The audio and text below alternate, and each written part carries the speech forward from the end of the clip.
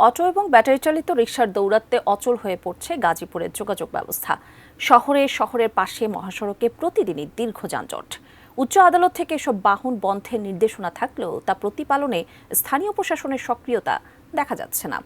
গাজীপুর রাজবাড়ী থেকে সড়ক থেকে বিস্তারিত জানিয়েছেন প্রতিনিধি মাজহারুল ইসলাম মাসুম।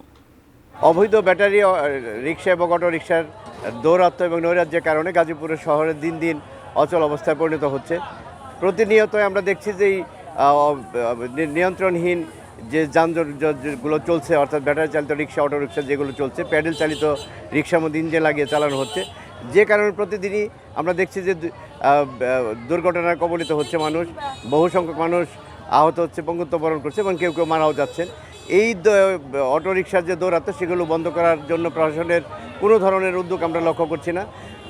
প্রতিনিয়তই আমরা দেখছি যে এই শহরে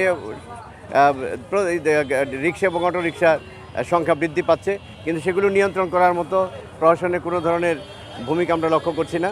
গাজীপুর শহর সহ প্রতিটি সড়ক এবং আঞ্চলিক সড়কগুলোতে রিকশার যে আধিক্য এবং নৈরাজ্য সেগুলো দিন দিনই বৃদ্ধি পাচ্ছে।